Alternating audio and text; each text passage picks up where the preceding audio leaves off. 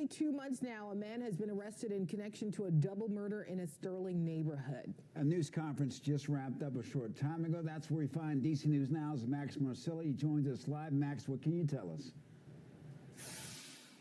Well, Mark and Annalisa, we can tell you that Loudoun County Sheriff Mike Chapman said a short while ago that the suspect who was arrested self-identified as an MS-13 gang member and is behind bars right now after he was arraigned earlier today on a second-degree murder charge. But there are still many questions and some unknowns from this case. We'll walk you through those in just a second. What we do know is that the suspect, Marlon Medrano Ortiz, is facing that murder charge for allegedly killing Mijal Conjero Romero. She was a 22-year-old from Sterling, and that suspect was arrested in Alexandria on that murder charge on Wednesday.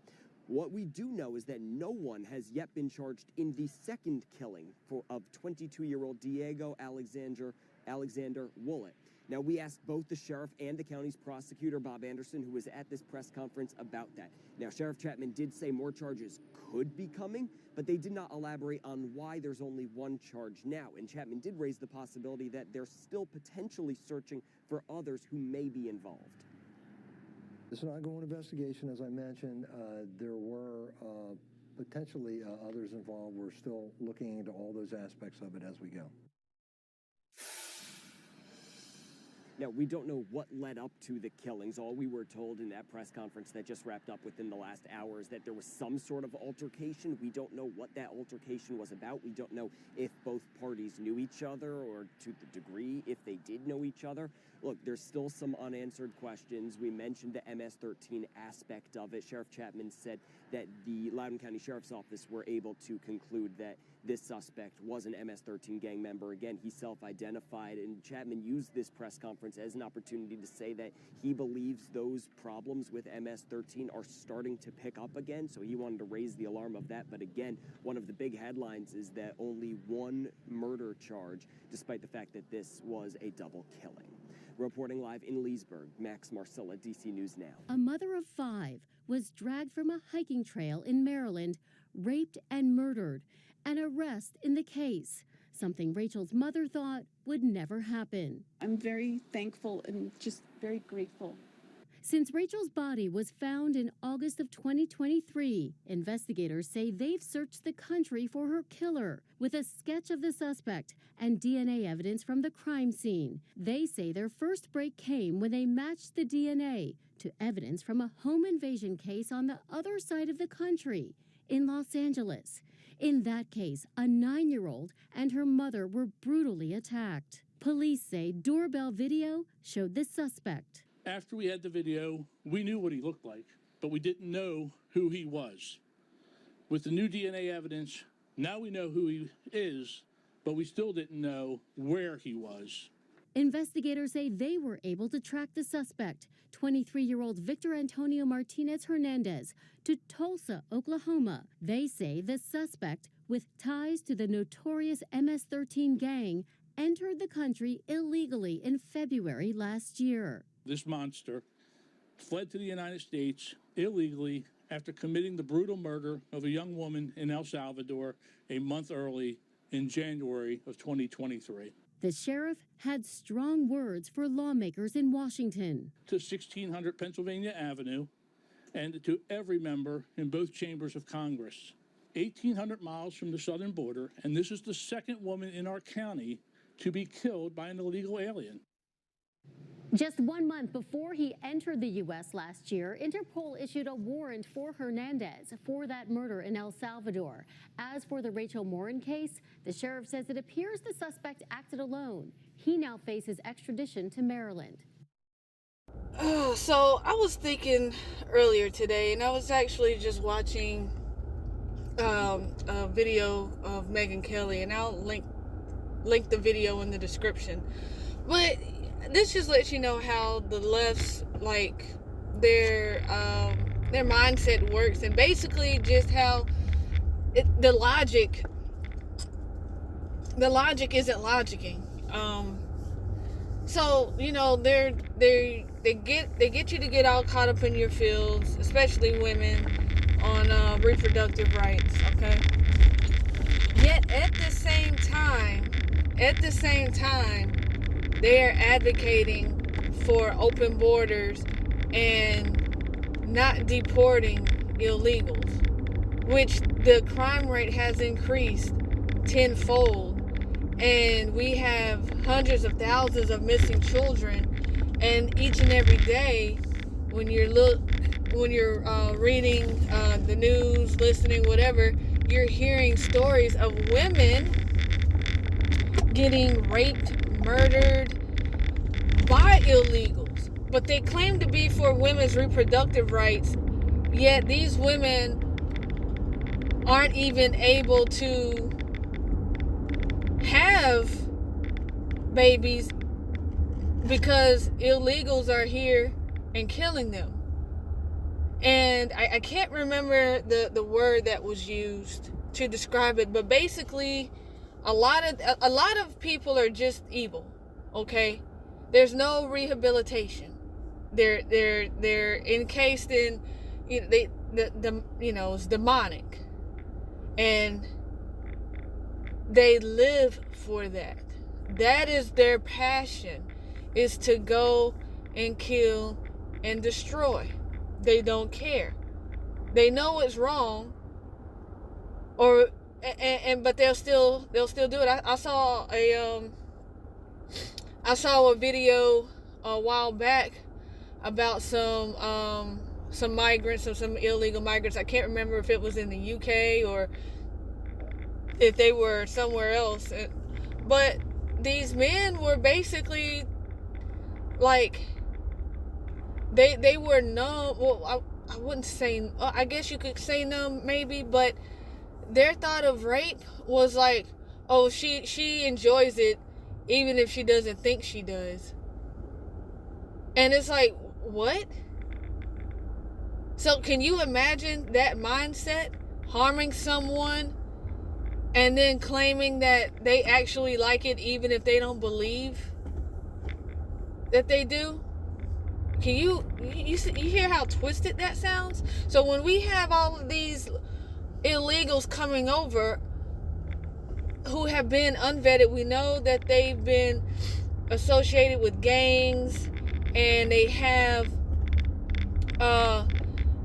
rap sheets longer than the CVS receipt, and that they've been deported several times and they keep making their way back because they know that they can.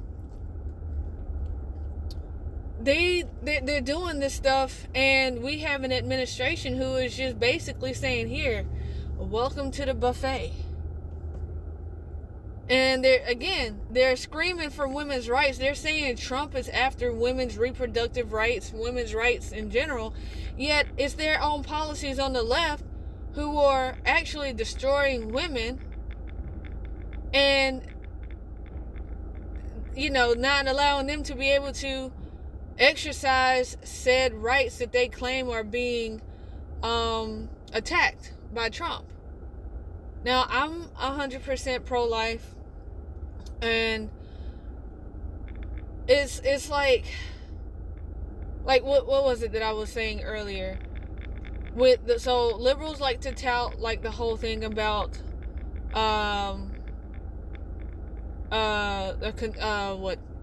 conceived during rape, and how torturous or how horrible it would be to make that woman, force that woman to carry a child that she conceived via rape. Now, rape is just horrible altogether. There's no ifs, ands, or buts about it. There's no sugarcoating it. There's nothing. It's horrible altogether, whether you're a man or a woman. It's horrible. One, abortion doesn't erase the rape. And taking that out on the child, and you're using that child as a scapegoat. Now, this is what I believe. All right, y'all can get all tied up about it or whatever, but these are my beliefs, and I will not apologize for them. But they tout that as like one of the biggest reasons why a woman should be able to have an abortion. Okay, now argument aside on that, and you can go and stout statistics on the amount of children that are conceived through rape. and abortions that lead, or abortions that stem from rape. Regardless, these women are being raped and murdered. So therefore, again, by the left's logic, their right to be able to abort that child if they had conceived via that rape, they're no longer able to exercise that right. I hope it's not too confusing. I'm trying to convey it the best way as possible. But it's like, y'all, the math ain't mathing. They're saying all of this stuff to get at your feelings, tug at your heartstrings, get you to like have a knee-jerk reaction, and you're falling for it, and you're not thinking logically about it. Talking about the safety of women, yet women are having to look over their shoulders and take extra precautions because of where they live, these sanctuary cities who have allowed illegals to flood their streets. So again, you talking about women's rights, and a woman doesn't even have the right to feel safe in her own community. She no longer has the right to protect herself, because a lot of these states are blue states, and therefore the woman doesn't have the right to exercise her Second Amendment. I posted a video yesterday, I believe, of a woman in Florida screaming for help. She was screaming for help, and she because she was about to be raped. And the way that she was able to get the police, because she called the police by pretending to order pizza. And the cops showed up, thankfully, in time. And I'll link that story in the description as well, or you can check out. I posted it on TikTok. And women's rights are at risk, yet a woman doesn't have the right to feel safe in her own community, because the Biden-Harris administration and the Harris-Walz administration, because of course Harris is on the ticket, even though she wasn't voted to be on it, but they tout women's rights, but they're not even protecting the women. How does that make sense? It doesn't. Again, they pulled at y'all heartstrings, and y'all letting them do it constantly. It's common sense, and we do not owe illegals anything. I can't stress that enough. We do not owe them a lick of anything. But I just wanted to get out there and throw that out there. I know typically Mondays are supposed to be my post days, but hey, life is lifing, right? So, hey, we're down at the wire, folks. It's not even a week, a little less than a week of election day, and it's crucial. It's a critical election in our lifetime. At the moment, for many of us, one of the most critical. So I can't stress it enough, honestly. And there's others that are out there saying the same thing, but I was just listening to Megyn Kelly, and she basically said what I had been thinking this morning, and I just felt like I just needed to go ahead and throw this together for you real quick. But hopefully you all understand, and you actually, for many of you, you actually see this now. Like, that doesn't make sense, like, at all. And many of you may still be undecided. Hopefully this helps you decide. Many of you have already voted by now, more than likely. I know I have. And you probably, I don't know, either you proud of your choice or you're regretting it. I mean, this is, all I can do is just keep sharing this with everyone. And hopefully, you can see the truth and not just be blinded by the celebrities and the word salads that she flaunts every day. And I also want to just real quick before I end this, many of you probably don't even pay attention to anything past what you see on social media, or you might only have like your favorite news channel like MSNBC and CNN, those horrible networks. I don't follow mainstream media. I typically stick to those who aren't bought and paid for. But I want you to pay attention. If you haven't, whether you've cast your vote or not, look at the difference in how their rallies are held, right? So Harris will get up there and she'll have celebrities, big name celebrities, of course, like the latest was Beyonce. And I mean, like, she threw, like, it's like sucking you guys in with candy and toys, saying, hey, I got something for you, like Pennywise,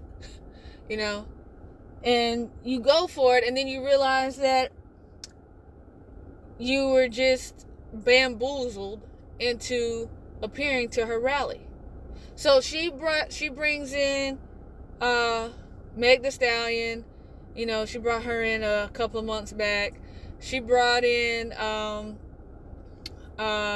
of course, she got, she didn't bring in Taylor Swift, but she got the support of Taylor Swift. And Beyonce more recently. Beyonce didn't go out there and perform. A lot of y'all thought, whoever went, thought that y'all were going to get a free Beyonce performance. No. And I just want to knock out how bad you guys are at making these celebrities your idols. Especially y'all that say y'all Christians. Because that woman is, anyway, regardless. So she'll go out here and she'll tout all of y'all little precious shiny toys and sweets, to gather you there. And that's entertainment. And Trump, on the other hand, he is showing you what his change is going to be and how it can be. So Elon Musk, all right? Elon Musk has Starlink, he has Tesla, and a whole bunch of other stuff, right? Innovation, okay? Where's Kamala's, she has Mark Cuban, and he's a business guy, sure, but it's not the same. I know Mark Cuban is more of business versus innovation. But Trump's bringing you people who, things that we Americans aspire to be or do, right? And yes, he gets celebrity endorsements, but he's not pulling you in to his rallies by waving these names in front of you. Sure, you'll hear that they'll be there, but look at who he surrounds himself with versus who Kamala has surrounded herself with. They're all, of course, on both sides, they're famous, rich. Not all of them are famous or rich, but a good bit of them. Trump has Kid Rock and, like I said, Elon and several others. But it's like, what's the substance that they bring that they're trying to help you achieve, yourself, who isn't rich or famous? So I feel like Trump's rallies just bring more substance to what he has to offer. I mean, of course, we've already seen him as president. And one more thing. Trump, you can go back and he has, there's basically receipts on this man's character. Whether, you know, it was before he was president, during his presidency, and of course now after his first term as president. Where Kamala, why haven't any of her, she says she came from a middle-class family. She says that proudly. Where are her co-workers, former co-workers? Where are these images of her out there prosecuting?